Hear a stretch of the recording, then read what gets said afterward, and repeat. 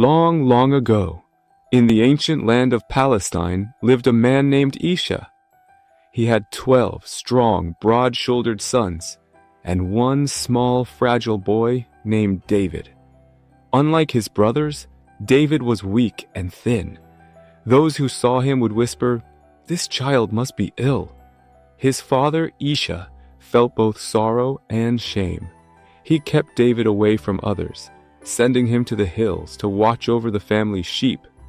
But David had gifts that none of his brothers possessed. Allah had blessed him with a voice of rare beauty. When he sang hymns and praises to the Creator, the birds would fall silent, and even the wind would join his melody.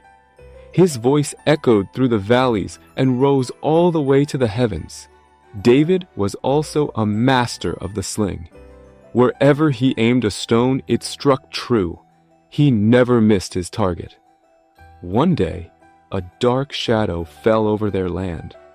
A cruel commander named Goliath was marching toward them with his army. He was like a giant, strong, merciless, terrifying. Their king, Saul, Talut, called everyone to battle. David's older brothers joined the army. After many days of marching, the soldiers reached a river. They were exhausted and dying of thirst. King Saul said, "Drink only a handful of this water. Whoever drinks more shall no longer fight beside me." But most of them disobeyed. They filled their stomachs with water and soon turned back from the battle. Only a small group remained. At that very moment, David heard a voice from the heavens. "O David, you will defeat Goliath. Leave your flock in my care and join your brothers." David ran without hesitation. When he reached the army, everyone stared. How could this fragile boy fight a giant? Goliath laughed. "Is there no one among you who dares to face me?" he shouted. The army was silent. Then David stepped forward. "I will fight him," he said. He had no armor, no sword, no horse. Only a sling and a few stones he had picked up along the road. Goliath roared with laughter. "You think you can defeat me with stones?" But David stood firm. He placed a stone in his sling, called upon the name of Allah, and released it. The stone flew through the air and struck Goliath right between the eyes. The giant fell to the ground. Goliath was dead.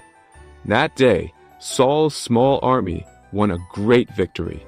Allah had made the few overcome the many. After the battle, Saul married his daughter to David.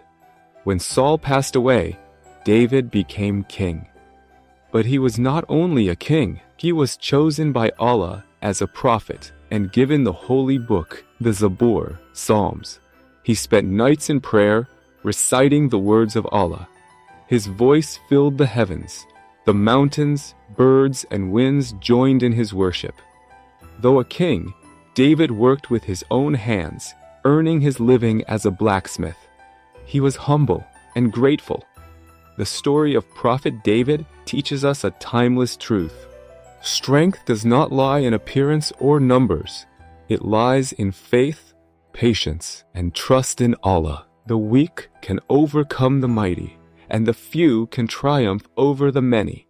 For victory belongs not to the strongest, but to the righteous.